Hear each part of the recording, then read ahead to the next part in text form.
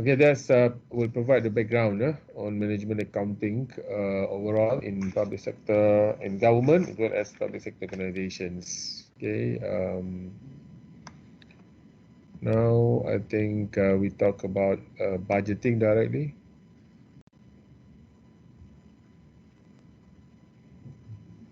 Okay. Right. So just a quick overview. Budgeting. Yeah. So is this a paddy field or what kind of grain is this? Paddy, sir. Looks like cereal, sir. Cereal, what kind of cereal? Cocoa Paddy, Crunch. cocoa. Right. Yeah. I mean, it's basic, staple food. Maybe that representing what government is doing, isn't it? Right. I think this one is wheat or barley, isn't it? All right. So we look at budget. Of course, still we are at the beginning of the year. So the focus is the budget for, let's say, in the case of Malaysian and definitely other government. Because the budget preparation has been completed last year for this year budget, that will be utilized by the government. Okay, that in the case of these are budget 2021, okay, being prepared in the previous year. Okay, so so that you have to understand the process, how the budget is allocated. Because we talk about stakeholders, we talk about the role of in terms of how to approve the budget. At this point, we talk about the role of Parliament, the role of executive arms, the role of the Treasury. Right now, we look at the substance itself, which is the budget. Okay, of course, for this class, we just our main focus on the mechanisms. The allocation itself, because at the end it will be distributed across government agencies as one way, a main mechanisms. Of course, others can be directly distributed to the citizens, or maybe being managed by government agencies and the Treasury, Prime Minister as well, and also being allocated to JLCs or as part of procurement process. Right, that's overall. So if you look at this, budget is a detailed plan that shows the financial consequences of an organization operating activities for a specific future period. Okay, so that's what budget is. It acts as a financial model that summarizes future operation and is usually viewed as a core component of organization planning and control. Okay, so just a quick review. I think we also provide this definition before. But of course, strong words like financial model. Normally in financial modeling, we talk about sufficient. There is a source of fund as well as the expenditures, and to achieve certain objective. Of course, in the private sector, to achieve a certain value or target returns.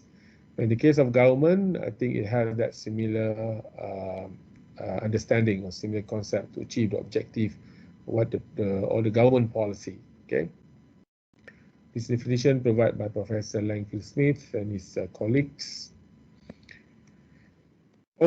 Okay, and so this is objective of budgeting in public sector provided by Prof. Coombe and Jenkins. Right, so the first one on the left, fiscal policy mechanism.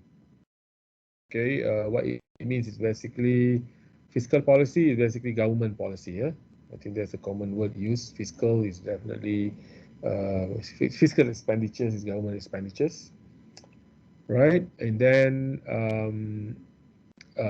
so budget is part of it, definitely. When we talk about government expenditures, planning and control of expenditure level. So you can see clearly, expenditure level. Let's say Malaysian government, the budget is almost like 300 billion. or previous year, or is because of budget to address crisis. So if I'm not mistaken, 350 billion or 390 billion, right? So that is authorized by the Parliament.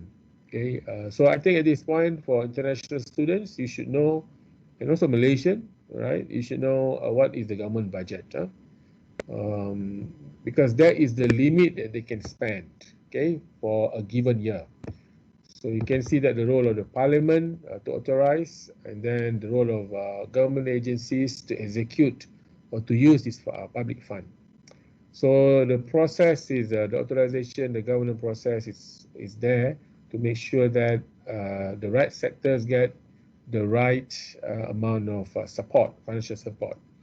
So that's why you can see, that's why we talk about stakeholders, for instance, because that can tell the priorities within within the country or government, okay, to address the problems that they become the priority of the country. Okay. Authorization of expenditures. Okay. So through this budgeting process, okay, prepared by all agencies. Then the coordination is through the Treasury, then tabled to the Parliament, approved by the Parliament. So of course, authorization, it's all part of authorization process. Once the table proposed to the Parliament, so the members of Parliament will approve, so will authorize the budget. Okay, that is for the total amount of the budget, and then budget need to be distributed. I think we'll discuss all this again, but you should have this understanding how this being the budget distributed, because it's clearly very different from private sector profit making agencies or even the NGO, right? Because for government agencies, they are heavily reliant on funding from the Treasury, okay, the central funding. They cannot simply go and sell, charge at market price, okay? And also they cannot simply go to the banks and ask for money, take loans and everything. So they don't have that flexibility or autonomy, okay? So you have to recognize that. So all these are basically through Parliament and managed by the Ministry of Finance. A communication device, I think is equally important for both government as well as private sector, where budget is basically part of planning, because it's that been translated into a monetary form. Then the superior and the line managers, right? The parent ministry and the agencies. Okay, when the parties are discussing about financial issues, then they will look at the budget, right, as the main one of the main documents. Okay, to argue, okay, to justify, to explain, right? So it make it very clear. So let's say URA, this university, they receive 500 million or maybe 300 million. Maybe I think this time almost 400 million. Then if there is issue there was a delay in distribution of the budget from the central agency, then the university can justify, okay, these are the allocation provided, should be distributed. So of course, I mean, the Treasury can argue, so is it the right time to disburse and others. So it become a point of reference when the different agencies that involved to discuss things. Motivation of managers, okay, clearly, I think just like another financial performance, if the managers achieve their performance, and also because this is also part, for them to be able to execute their strategic planning, their operational planning, because all that at the end will relate their performance and performance assessment. Okay, right.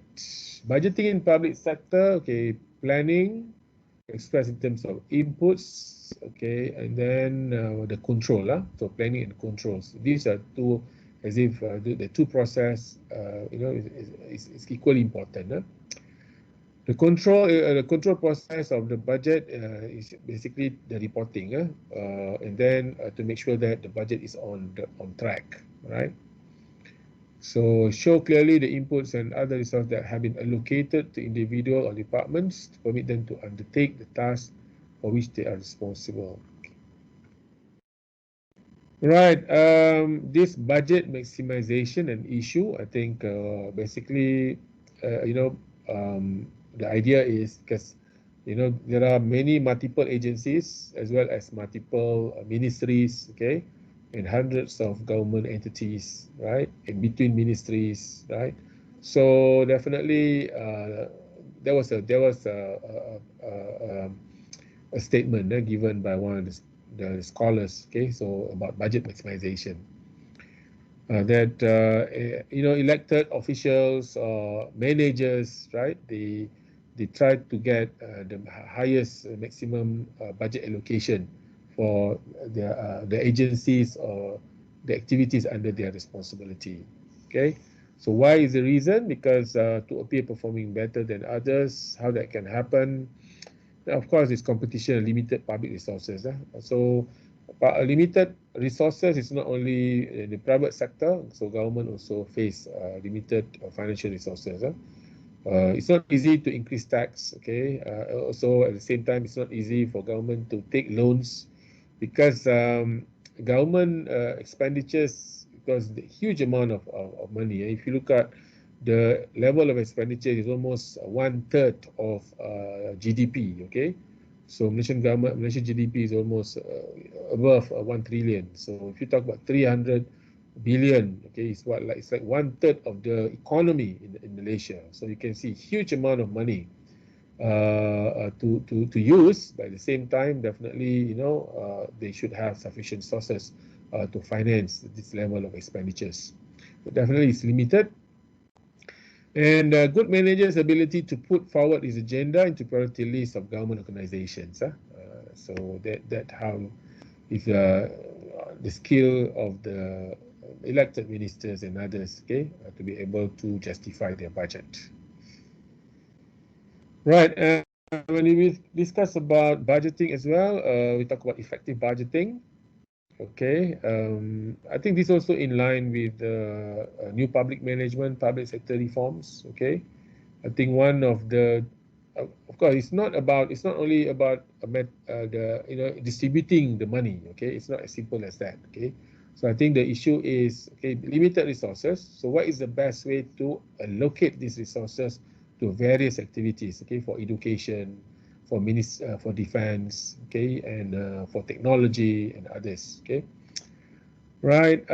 So I think effective budgeting, it can be a topic by itself. So for effective budgeting to take place, definitely quality planning should be considered. Okay, so how the planning is taking into as a process within the government agency, because government agency play a key role, okay, when prepare the budget. Not because they provide support to the Ministry of Finance, right? Because they themselves have to justify, to get a good budget for their agencies, for various ministries, right? So quality planning and strategic focus, okay, customer focus. I think these are some of the elements. I think, at the end, if you try to, at the government organization level, if they justify the budget allocation, but at the end, I think question on, okay, how that impact their customers, their target groups that they're supposed to provide the services. I think that's a basic question need to be answered. Okay, if they receive so much budget, so how that will have impact on their customers. Okay, I think that's the basic question need to be answered, and must be a very clear linkage that can be achieved. Okay, of course, government organization can be very big and complex and diverse, but that fundamental question should be answered. Okay, I think in accounting we are very straightforward. Okay, there are a few questions before you move on to divert or maybe discuss all these resources to be utilized. But the fundamental to achieve the organization objective, and customers definitely the important group of stakeholder should be address their needs properly. Okay, so of course, for government, their customers not like the private sector. Okay, where the private sector, when they provide services, they can translate their services into pricing. Okay, how much price that the customer willing to buy, then they provide.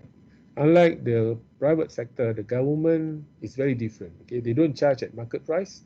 At the same time, they should provide relevant services. Okay, so how difficult it is, and I think definitely accounting can play a role, either management accounting or accountability can provide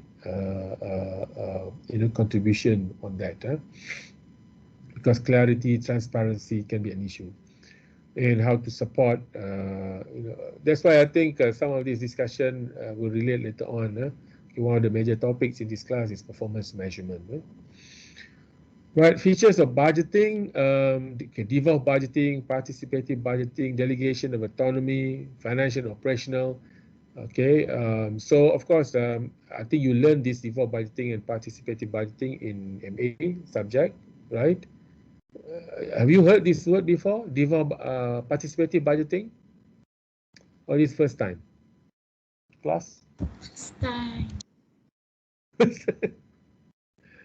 Okay, I think you should have learned that in DMC or when you learn budgeting in one of the MA course. Okay, never mind. Participating means all parties in the organization involved, okay, in the budgeting process to make sure that when they produce this budget, because they have to support the planning, quality planning and then quality budgeting. I think it comes to basically participative budgeting and quality planning. They are together. Sometimes the process are basically taking place at the same time. Okay, but the idea is a mix of top down and bottom up. I think you have to imagine how organization works, right? So I think try to get that dimensions or the understanding. Organizations here, okay, I think make it simple.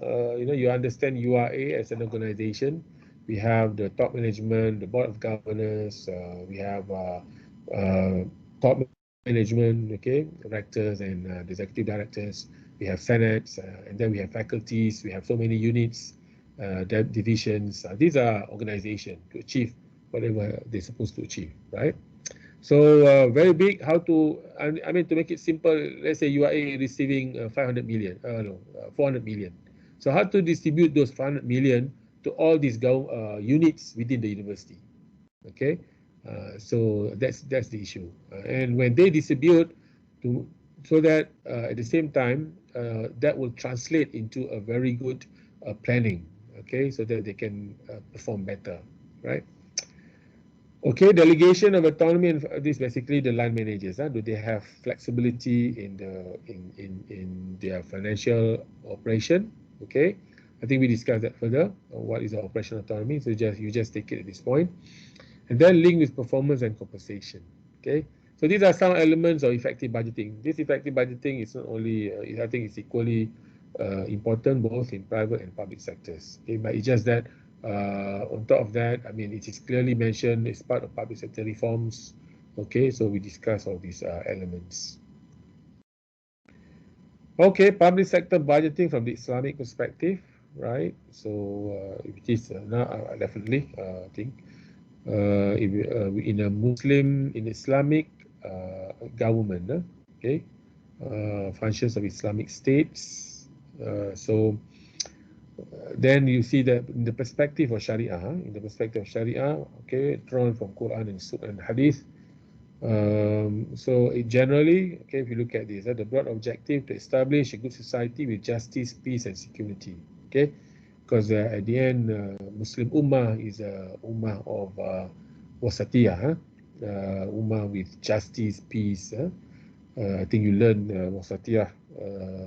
I think maybe in other subjects. Have you come across this word, wasatiyah?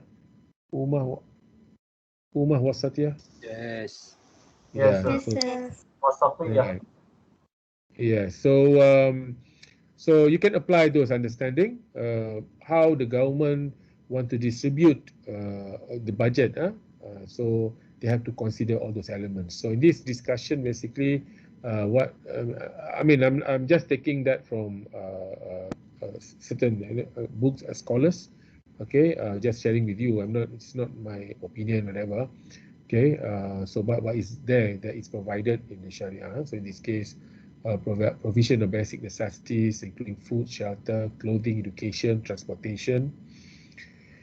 Okay, and then this one is public sector budgeting by Iqbal and Khan. Okay, includes zakat and sedekah, and zakat and sedekah can be very important to provide the basic necessities for needy and asnaf, definitely. And then also at the same time there is general budget, okay, including tax, jizya, okay, to cover for other expenses, including administrative, defense, public facilities and welfare that goes beyond what zakat can support. Because zakat very specific, okay, so that's why in Malaysian, in the Islamic government we have zakat. At the same time, you must have baitul mal to cover for collecting tax as well as wakaf, because they can because zakat is restricted fund, okay, it cannot be used for general purposes, but at the same time there are other needs for the country, yeah. But of course it's very important part of Islamic government, yeah? Okay, principle of public expenditures that have been laid down by in Ottoman Civil Code. The principal criterion for all expenditure allocations should be the well-being of the people. Okay, public maslahah. Okay, I think the word maslahah, so the interest, public interest. Okay, the larger interest of the majority should take precedence over the narrow interest of a minority. Okay, I think this is based on Ottoman Civil Code. The removal of hardship and injury must take priority over the provision of comfort. Okay, I think this is also in line with the maqasid of Sharia, isn't it? Okay, protection of life is very important. A private sacrifice or loss may be inflicted to save a public sacrifice or loss, and the greater sacrifice or loss may be averted by imposing a small sacrifice or loss. Whoever receives the benefit must bear the costs. Okay, so that's the understanding. So I think Ottoman definitely have a lot of influence to other Muslim countries as well, because either we are directly under control of Ottoman Empire as the last Muslim empire, Islamic empire, and or otherwise we are in alliance. Okay, I think in this region, in the peninsula of Malaya, the peninsula of Melayu, and then all these Nusantara areas, I think we are in alliance with the Ottoman Empire, okay, and as part of Muslim Ummah. According to Chapra, the economic functions of Islamic State to eradicate poverty and create conditions for full employment and a high rate of growth, to promote stability in real value of money, to maintain law and order, okay, so definitely, economic opportunities are also to be provided by the Islamic State, and also with law and order, to ensure social and economic justice, to arrange social security and foster equitable distribution of income and wealth, to harmonize international relations and ensure national defense. Okay, there is. So you can see that why it is highlighted. It means that these areas, the government must provide support. Okay, so that's the idea. So must provide a budget for economic activities, for law and order, okay, for social security and equitable distribution of income. So all these activities need to be provided. Okay, another scholar by Siddiqui, I think Prof. Siddiqui, yeah, he's an alim, but I was told that he resides in the US. Okay, so there are permanent heads of public expenditure, so must be provided, okay, including defense and law and order, justice, need fulfillment, okay, to cover the basic necessities, for da'wah as well, in fighting to deen of Allah, enjoining right and forbidding wrong, amar ma'ruf wa nahy anil munkar. Okay, so the government need to provide allocation for these activities, fulfillment of social obligation, fard kifayah, that the private fails to provide. Okay, and I think definitely, if you look at all these permanent heads, sometimes social obligation can receive big portion of that, because fard kifayah is very dynamic, as well as the government itself, to run the government allocation for civil administration. And then there are also expenditures for contemporary needs in light of Sharia. Okay, this one is provided by same scholar, by Siddiqui. Right, protection of environment, supply of necessary public good other than prescribed by permanent expenditures, scientific research, economic development, subsidies for priority private economic activities. Okay, so I think economic development and economic okay, it's very dynamic. It keep on changing from one time to another. Nowadays we are in the you know, in transition, moving towards what do you call it, this IR 5.0 and others. Okay, so the government need to provide that support. Okay, actual scope is determined by maslahah, public interest and market failure, intended to serve all equitably without discrimination, to eliminate poverty and build a strong economy, and more importantly, to provide a conducive environment for Muslims to practice Islam and to make non-Muslims to get attracted to the beauty of Islam. Okay, I think that is provided clearly. Conclusion, budgeting in public sector provides link between strategic objective and operational plan. Stakeholders determine budgeting priorities with customer or public sector organization should be the main focus. Budget allocation is meant for fiscal tool as well as for quality public services. Budgeting from Islamic perspective, promoting and achieving maqasid of Sharia. Okay. Right, so I think this second part of the management accounting and budgeting. Okay, any question before I move on to the budgeting techniques? Any question, class? Any question? No, sir. So far, understand. Oh, very easy, yeah? Okay, very good. All right, very good. Okay, if not, then I will continue. Okay.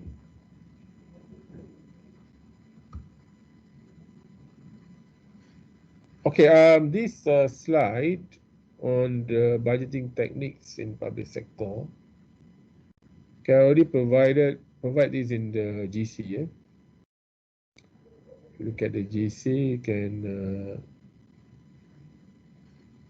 see that. Okay,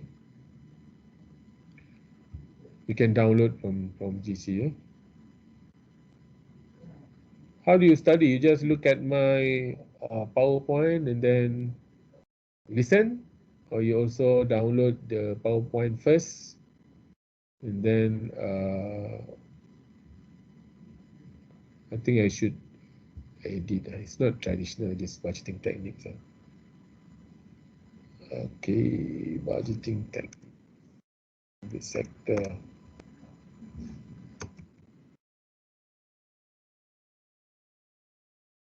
Okay. Right. Do you get your copy or you just listen to me? What is your strategy to study? Make our own notes. Oh, make your own notes. Okay. Right. Okay. Right. So I just shared this. You can download this slide from GC. Okay. So budgeting techniques in public sector. Okay, we look at development of budgeting techniques in public sector, covering I think these three main. I call them as budgeting techniques because sometimes for me you have to understand this development because this development will explain the current practice. Okay, so that's why it's not sometimes you know people discuss on historical development, but and it's an important element of the discussion because normally historical development will provide understanding on how things are happening in the current scenario or in the current practice. Okay, I think these are the idea. Okay, because they are still in practice, so that's why that understanding is important. And because each of them, let's say, traditional budgeting. Of course, the word traditional simply there are reasons for that. Maybe I can change that. There's another name for this, right? But the issue is this: they have advantage and disadvantage. Then that it still can influence the current practice. Okay, so that's the issue. I think that's the understanding that you must have.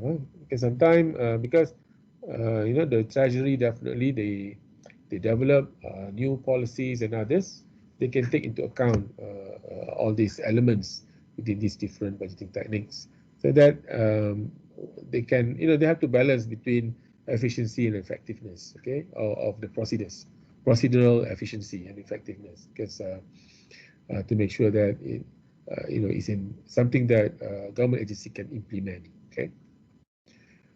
Okay, preliminary questions: how to improve funding process for public services. Okay, so that's the word to use, funding process. So it's not financing process, so it's a bit different.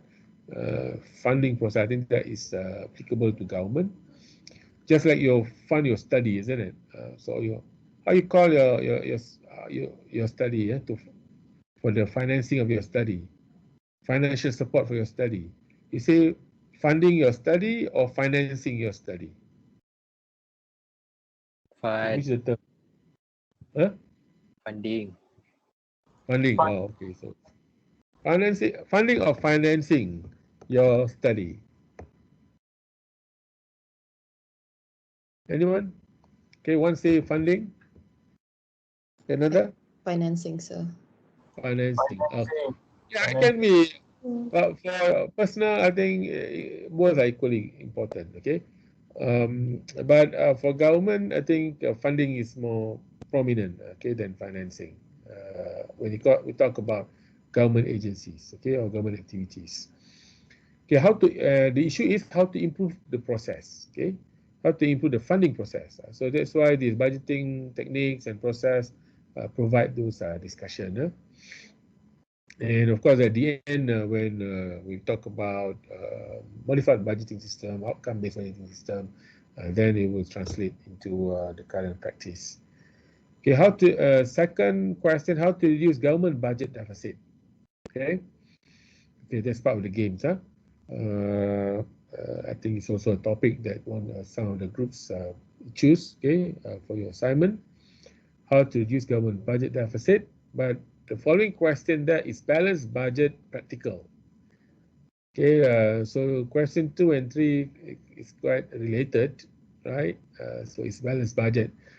So reduce budget deficit means to achieve balanced budget. So what it means by balanced budget? I think this balanced budget is issues in government, issues in government expenditure. Okay, I don't think because in private sector generally you don't talk about balanced budget, you talk about achieving profit target. Okay, so CBP analysis, budgeting in private sector, you start with sales and at the bottom you have that profit target. Okay, so it's not about the issue of balanced budget. But in the case of government, it's balanced budget because their aim is not profit maximization, because their aim is fiscal expenditures. Okay, there is an economic role for the government expenditures, at the same time providing the services to the public, to the country as a whole. So balanced budget means basically, whatever they collect as revenue, they can fund all the activities, so they don't have to take loans for that. So that's why I think as part of government budgeting, okay, they try to achieve a balanced budget. In the case of Malaysian government, before the crisis, because this crisis, there are twin crises, isn't it? Triple crisis or twin crisis? This COVID. Because before COVID, there was also economic crisis already. The economic slowdown, and then it was multiple with COVID.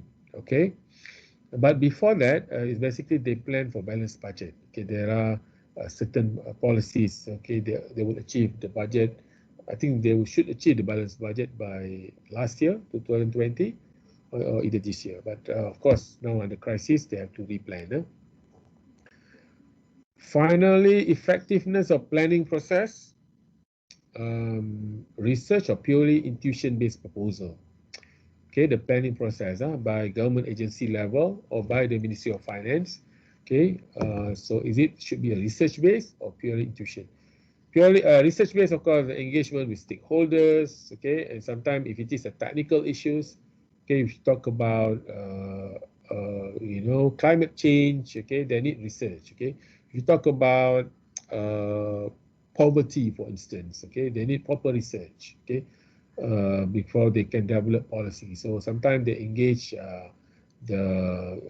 researchers from university or from private sector in multiple form, and maybe think tanks as well, provided the research that can support government policies. Okay, and or intuition based, so based on their experience, civil servant experience. Okay, so I think each have their own advantage and limitations. But solely based on experience may not be enough, because sometimes problems are much more complex than just personal observation, okay, to justify the budget allocations. So that's why a budget, there are two parts of budget, there are long-term as well as short-term. That's why in Malaysia, they have Malaysian plan to cover the 5 years plan. They're supported by the annual budget, okay? So to make that, so then you have a very strong budget mechanisms. Okay, and public sector budgeting techniques are the development. It started with a traditional budgeting system. Okay, they also call as line item budgeting. Line item budgeting. Okay, and I think the easy one to understand is the traditional budgeting system or line item budgeting. These are the budgeting during the colonial time, okay, before independence, right? When is the time Malaysian become an independent state legally? Which year? 1957. 1957. What about other countries? We have students from Bangladesh. China. China never been ruled, isn't it? China being ruled by. We have other countries, right? So that you can appreciate during the colonial time. So why the budgeting technique is in that way, right? At least no one. Anyone knows? We have students from other countries as well, isn't it? Anyone? You can answer in the chat as well. Oh, okay. No answer. All right. Okay, so if you look at this quickly, traditional based budgeting, zero base, then we'll look at all the elements. Then moving to planning and programming, then modifying, budgeting, and outcome based. So we'll cover all these techniques, okay, to give you a clear idea on how things are happening and how they are related. Before these three, of course, we discussed in this class, and the rest, and then followed by these two, MBS and outcome-based budgeting. So you can see at the bottom there, it mentioned input-oriented. Okay, that is with traditional, mainly input, and then moving towards output-oriented, performance-based budgeting. So of course you wonder, input, output. Think to understand it a bit more, input means the financial item. If you talk about salary, if you talk about utilities, okay, assets, right, overheads, these are input, okay. Whereas the objective is basically you look at what are the services that are being provided. So that is the output, and sometimes input can be very highly financial information, whereas output mainly quantitative, non-financial information. Okay, because in the government they're not like private sector. Private sector or profit-making organization is very easy. They translate output into sales, whereas all the overhead and expenses they put that is input, and the results you can see profits. But this is or profit is absent in the case of government. Okay, so how to present their performance? So these are the challenge that we try to answer in this class. Okay, of course there are solutions, but you have to go through this understanding. That's why they move from input oriented to performance, because another dimension to look at this is when the system is input oriented. So these are the information that how they prepare the budget, as well as how they report their performance. Okay, based on input based performance. Whereas when they move to outcome-based or output-based, so they start to report what is their impact and outcome, okay, and the output of their services. So more rigorous in that sense. So you can see how that possible. These are process that take place, the development that take place in the country. So if you look at in the case of Malaysia, from independence, early independence, where the country is very fragile, okay, so many problems, no development. Because during the colonial time, it's basically just the maintenance of basic services to support. Because the government services that time is not to serve the masses, okay, to provide best services to the masses. It's more towards to support the colonial power, okay, for whatever is their aim.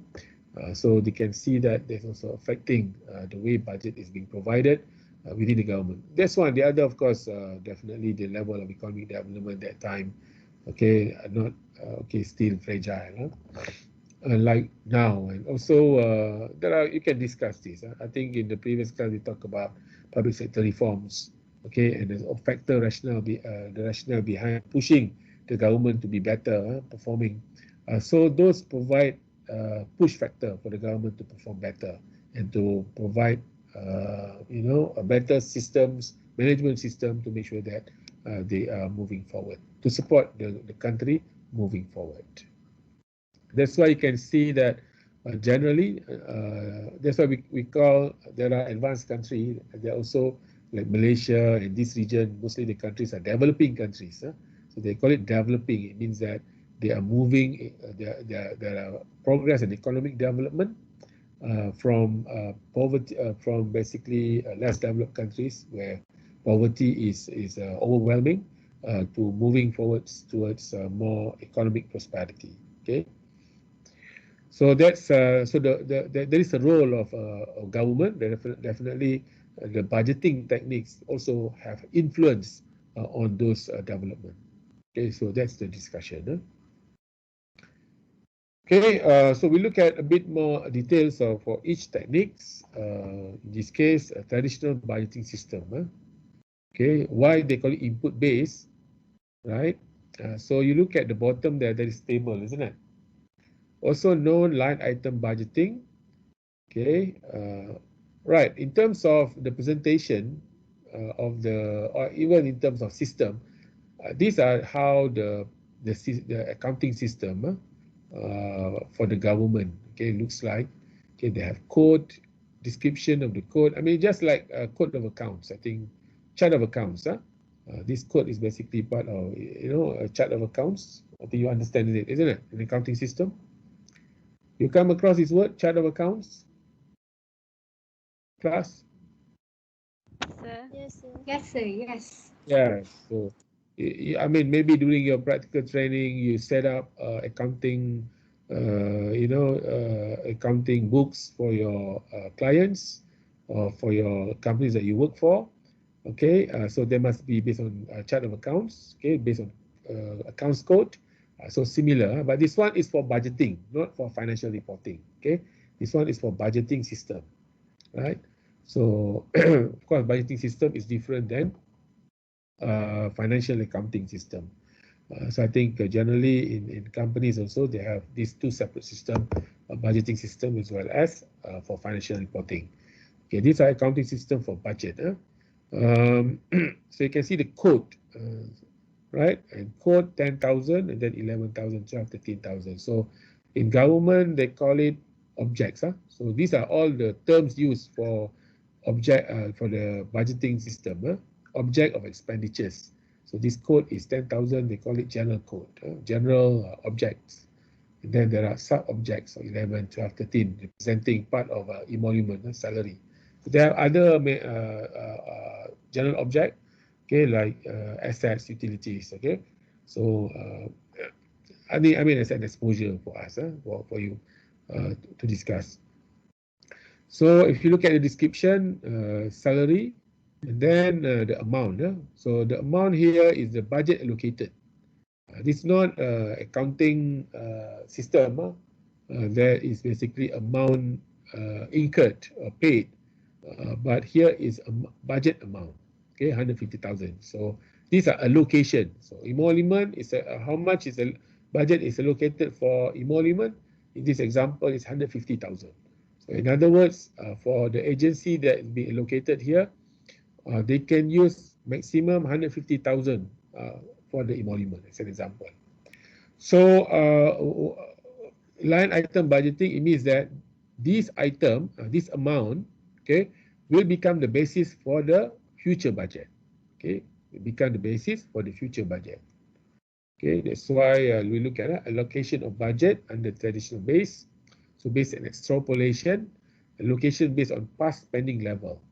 Okay, so if so basically what it means is basically if the budget is 150,000 and with this breakdown, these are similar to a past year budget, a past year spending. Okay, that's why it become past spending level. That's a part of the budget. On top of that, there is incremental budgeting. Okay, additional allocation. So what represent additional allocation? Representing inflation effect of environment. Okay, environment is basically transfer. Do you come across this word before? Environment, via? No, sir. First time. Huh? First time. First time. Okay. So for budget, these are the word. You don't call transfer, you call via. Okay. So environment, you can quickly say, oh, these people are referring to budget issue. Okay.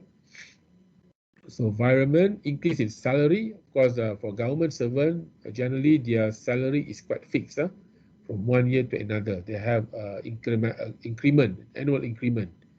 Okay, unlike in the private sector, maybe you have more opportunities for jumping, increase the salary. Like the government is quite fixed. Okay, they have increased salary. One-off expenditure. Okay, maybe for certain event. Okay, or certain activities within with regard to operational plan, budget, they call it one-off. Maybe COVID, for instance, COVID vaccine, COVID vaccine. Okay, these are one-off type or one-off expenditure for the government.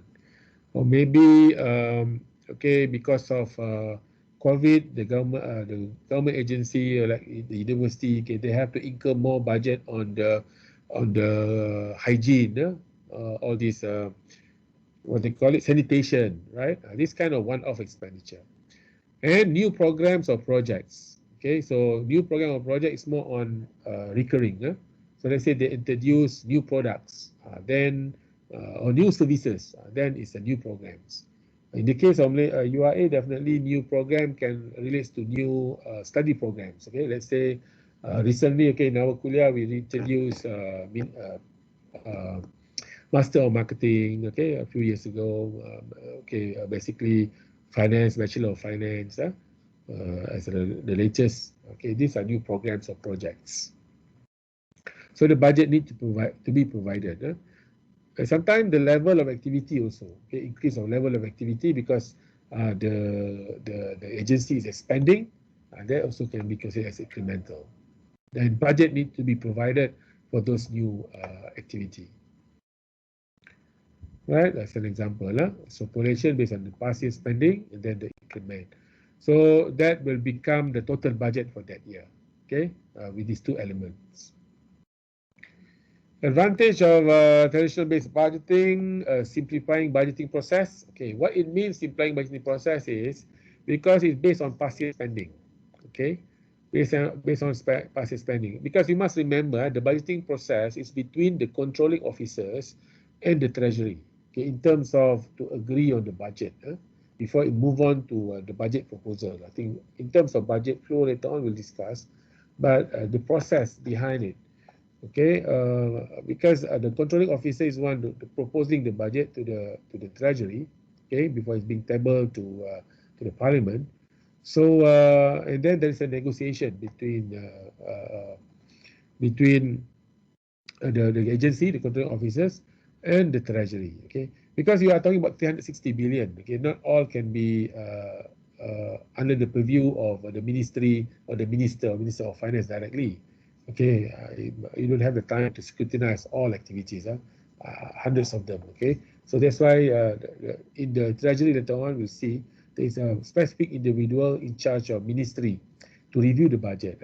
Okay, his position is Budget Review Officer, BRO. Okay, so BRO, of course, when they want to approve the budget or to agree with the budget, they must have some basis. Okay, so definitely past year spending level is the most reliable piece of information. Okay, so that's why if it is based on past year spending, it's quite easy for them to agree with the budget. Okay, that's why with this traditional base, because they're based on past year spending, it simplify the budgeting process. Okay, rather than if it is something new, of course they have to justify and argue. I mean, it is very similar if you look at, if you want to get funding from banks, isn't it? New funding, okay, if it is new business, you have to justify to the bankers. Okay, your business model must be right. Okay, must be reliable. You can generate enough income to pay all the loans. So it's quite difficult to justify. But once you were in operation for 3 to 5 years, then your business model works. So I think quite straightforward for you to justify that, yeah, we are making money, and then you show all your bank statements, okay, and the performance, the cash inflow and cash outflow. So it's very easy for the bankers to validate your claims, okay. So these are the process, right? If there is evidence, and it's quite easy. Okay, secondly, speed up budget assessment and evaluation, focusing on new activities. Okay, because now they can drill more on the new activities. Incremental budgeting narrow down the area open to dispute to reduce conflict consistent with argument. Changes should take place gradually rather than all at once. Okay, so dispute here means between BRO and controlling officers. Okay, as one platform, that because they have to justify, controlling officers have to justify their budget, and so they can focus on new activities. Limitation of TBS, okay, strategic goals of organization may not be achieved if a big chunk of the allocation is based on past year spending. Okay, because past year spending normally, a strategic objective you have to always evaluate within minimum 5 years, but 3 to 5 years you must always evaluate. Okay, so based on past year spending, and nowadays if you look at the environment, it's so dynamic, and very highly volatile, okay, in terms of economic opportunities, economic and social issues. So what you planned 2-3 years ago may not be relevant, right? So that's why they have to be a bit careful on over-reliance on past year spending, because past year spending reflecting the existing all activities of the organizations. Okay, all of my discussion here, later on when you do your assignments, when you study the problems and then the ministries, okay, try to bring all these dimensions into your discussions, your understanding, okay. Maybe what is new that introduced by the ministries to address the current problem. All their activities are all very old, and sometimes, okay, do they really take into account the current scenario to serve the country? Yeah? TBS focus on object of expenditure rather than the program or activities of organizations. See, that's why object of expenditure becomes the basis for the budget. Focus on financial accountability, then advanced level of accountability. Okay, take account of that. Okay, we discuss on different level of accountability. So if it is so much on input based or financial, because at the end their performance is related to how well they spend the money. Yeah, that's why that become their main performance information. So that's why it's supporting financial accountability rather than advanced level of accountability. Okay, so take note of that, because the current environment cannot, the financial the lower level of accountability, okay, the systems that support lower level of accountability cannot, it's a great mismatch if that happens. The performance of the budget is only measured from the financial aspects. Okay, for instance, actual expenditure incurred versus budgeted expenditure, and no information on the effect, outcome, and benefit of the programs. Okay, so you can see that. So how this relevant to the current discussion? Because these are very dynamic. Okay, and the control officers, the government, the treasury, okay, when they discuss on performance of organizations, okay, because all these financial and non-financial matters should be discussed adequately. Okay, but at the end, financial issues still very important. Okay, but the performance discussion should be rich enough, okay, to demonstrate for the government organizations to be able to address the current problems. Okay. At the extreme, TBS has no mention on specific program or activities to be implemented, difficulty to link input and outputs and main services of the organization. I think I'll definitely have to justify this because that's why these are the old problems, okay? But that justify the introduction of the following budgeting system or budgeting techniques. Okay, then next is zero-based budgeting. Any questions, or am I talking alone now? Okay, no questions so far. I hope you're not sleeping, huh? We're here, sir. Not I'm focused. Alhamdulillah. Okay, very good. Very good to hear. Okay, because I know it's very tough, listening without looking. Even in classroom, also student can fall asleep. I mean, use your creativity, during this challenging time and online. Because just give you remind, sometime that's why I asked you to listen carefully my lecture, because I think because the way I give lecture possibly give a bit more details than what is being presented in the PowerPoint. That's one. And also you should, of course, definitely should complement the discussion with the textbooks, maybe, or your own reading. There are so many, nowadays you can learn from YouTube, internet. Okay, some students, they may prefer rather than just focusing on the notes. Okay, all these topics are discussed widely in the internet to improve budgeting process within government organizations, to improve your understanding. Okay, and of course, exam question generally sometimes it will come directly from the discussion within the lecture. Okay, so that's why it's good to listen. Okay, I think you are mature enough. Okay, now you are final year, third year. You understand how important it is, the lecture from the understanding from the class. Okay, to help you, because it provide sometimes. Yeah, I mean, why I'm saying this is basically just to ensure that you are listening. So you listen. I mean, the easy way to keep you awake also, when you listen to me, your mind always working on, am I telling you the right thing or not? Okay, so always skeptical, isn't it? If you are skeptical, your mind is running. Okay, and then you can always ask question. Because if you just accept, you don't critique, you don't evaluate what I'm saying.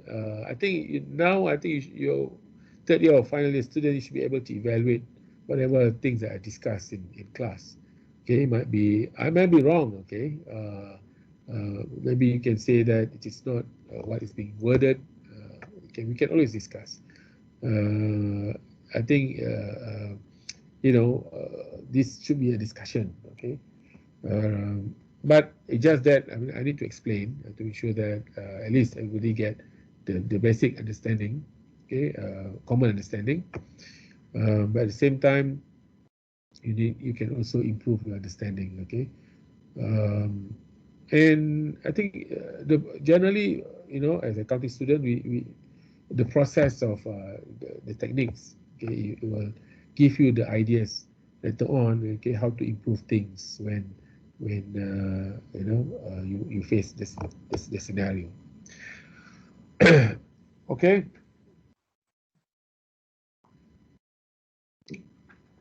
Now we move on to zero-based budgeting. It's like a two extreme. If you put this into a continuum, traditional base in one extreme and zero base is another extreme. Okay, in terms of budget preparation, I'm talking about in terms of budget preparation. Okay, of course, the budgeting techniques provide the platform for government agencies to prepare their budget. Okay, so generally, in terms of course, the treasury, when government agencies they want to prepare their budget, they will provide them with the guidelines. Okay, just like in the classroom, isn't it? When we start the semester, the lecturer give you the course outline. So what to focus, and so similarly in the case of government agencies, right? If they want to prepare the budget, so the treasury provide them with the budget guidelines, because in that document of budget guidelines, they clearly mention about the government priorities, okay, of the current priorities, and how the various government agencies supporting those policies, okay, as well as the information requirements that should be there for them to submit their budget, okay, because if they don't submit what is needed, then they can, it will not be good for them, for government agencies. That's why to comply with the guideline is very important. So in the case of zero-based budgeting, if you look at this, the first application was in the US, right? The features of this budget, the preparation of budget start from zero base. Zero here means from scratch. When you want to plan something, you plan from zero. So in the case of government agencies, definitely when they plan, they start from as if they have no past year activities. Okay, so based on their mandate, objective of the organizations, so they plan. Right? What should be the relevant activities? Resources are not allocated based on previous year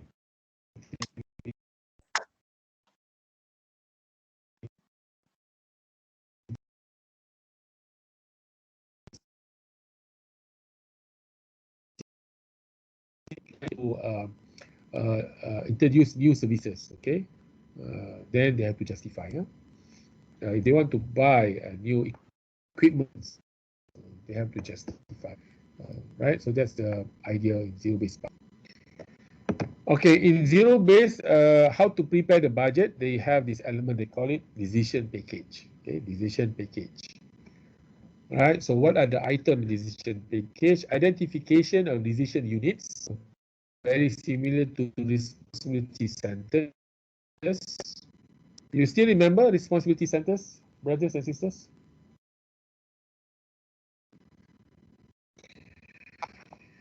Responsibility centers. Huh?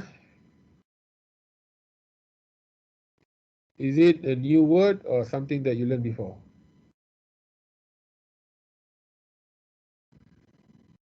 Huh? Oh, first time. So is it related to SBU? Yes. Actually, actually SBU is the name used in the textbook, isn't it? Okay. So, but in principle, it's responsibility centers. Okay. So that understanding same. When you learned last time, I think accounting for SBUs, isn't it?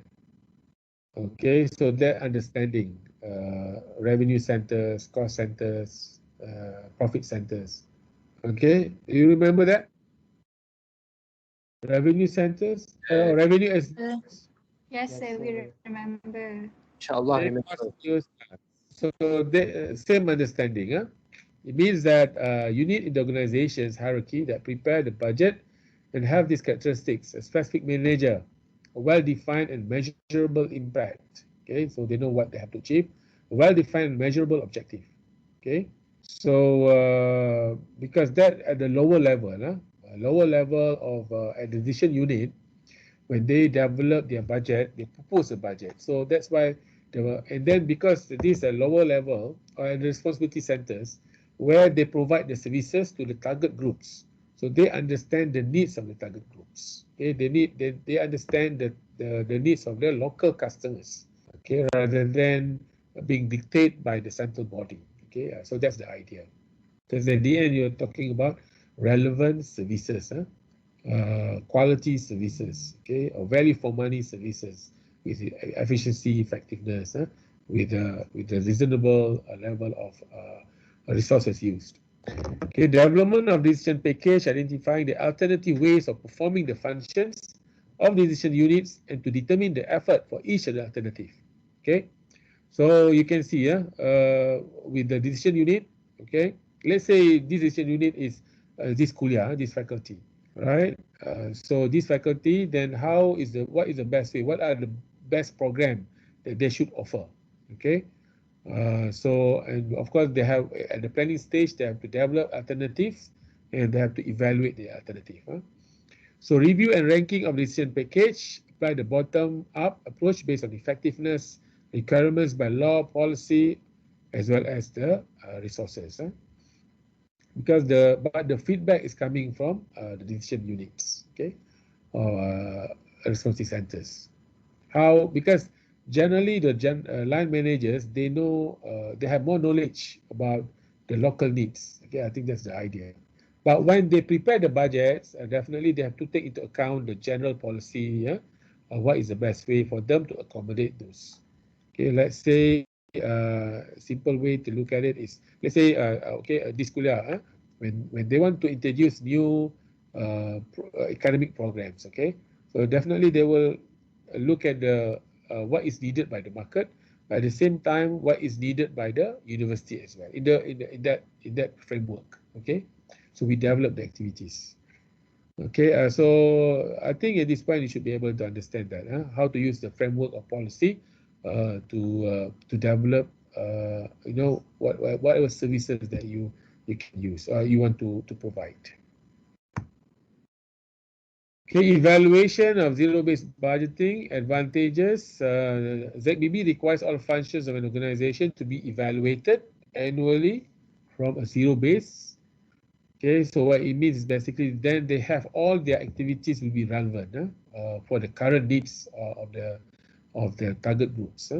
ZBB encourages the involvement of lower level management in the budgeting process, okay, participative budgeting.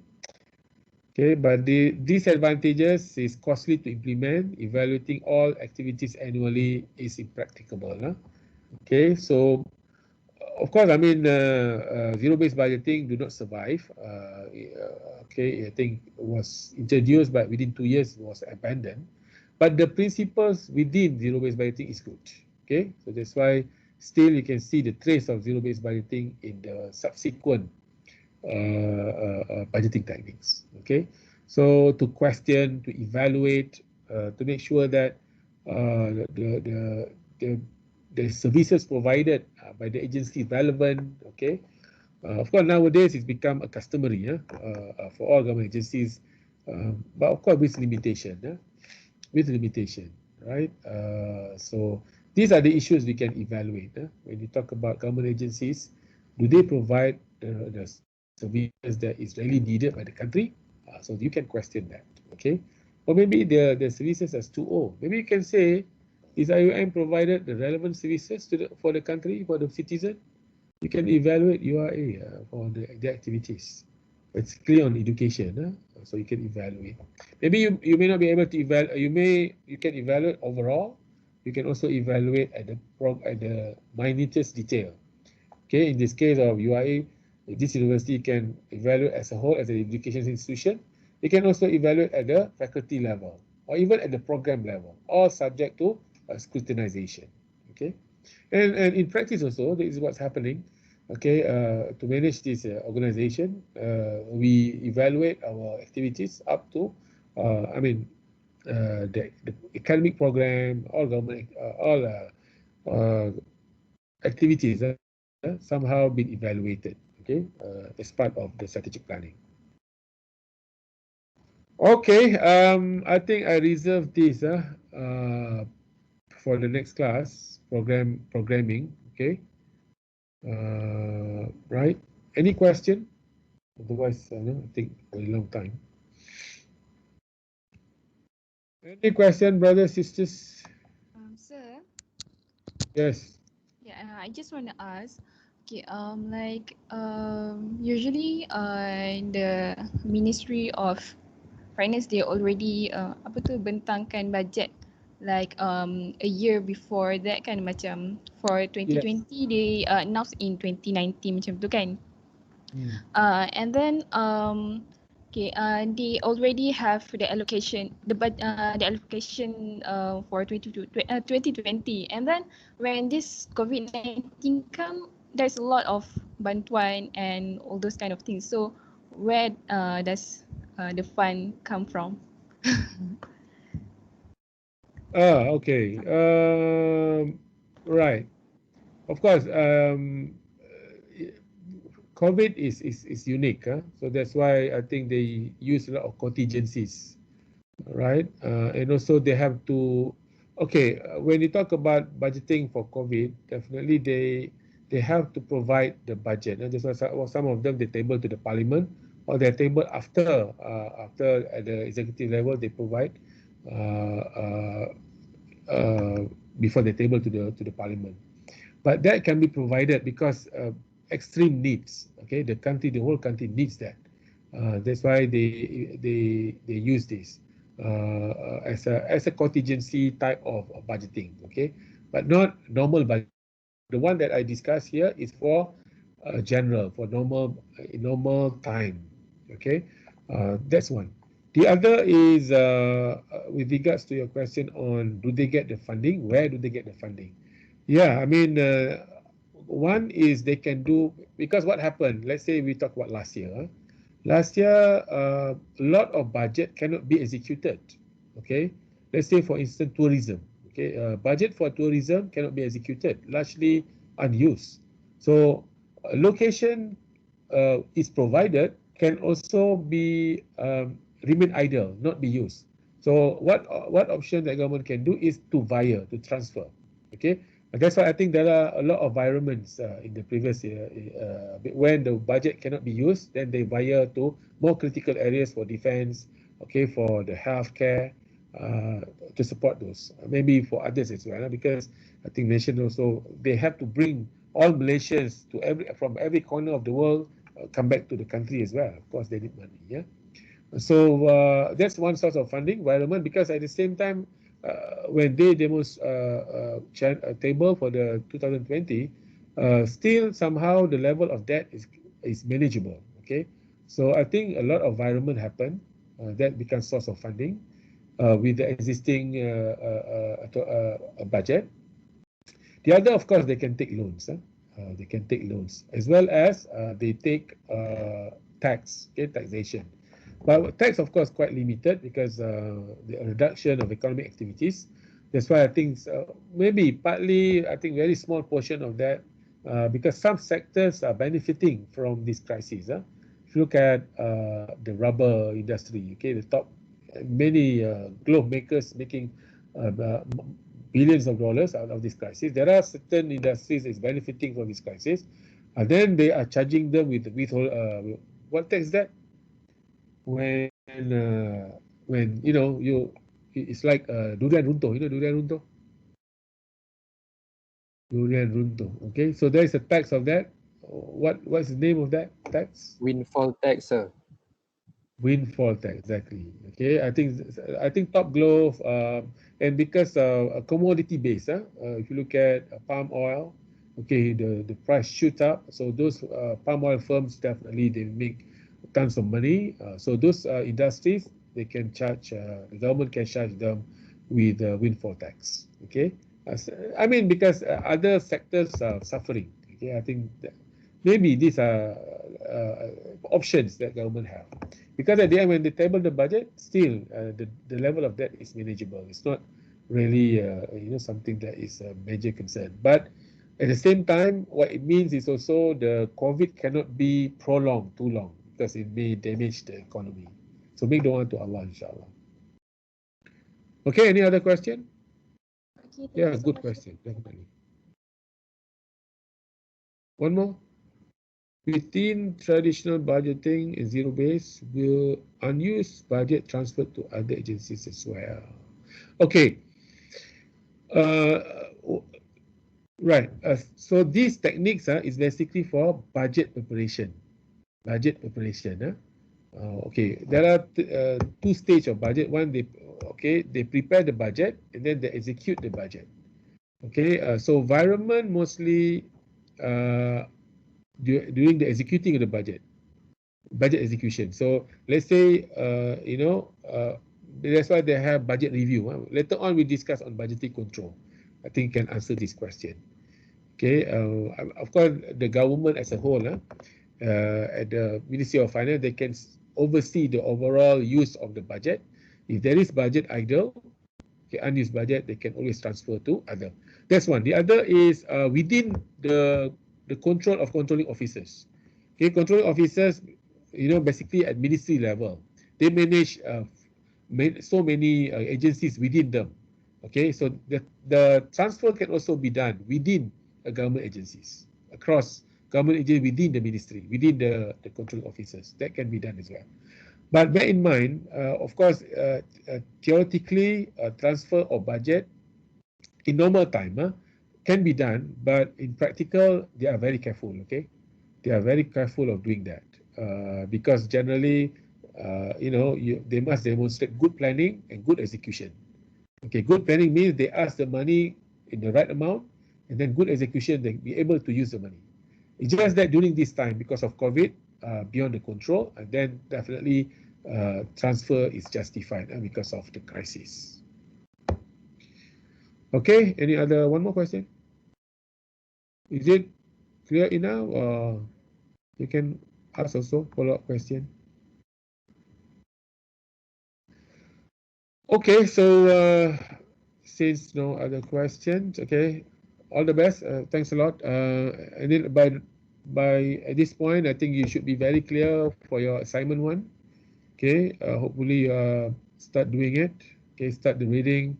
Every members in the group, so please participate. Okay, and cooperative. Are you start talking to each other on your group works? Yes, sir. Okay. Okay. Stop.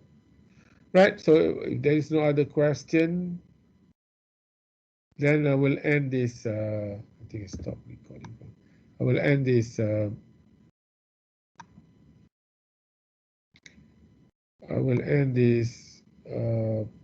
Lecture with Allah. Wabillahi taufiq wal hidayah. Assalamualaikum warahmatullahi taala wabarakatuh.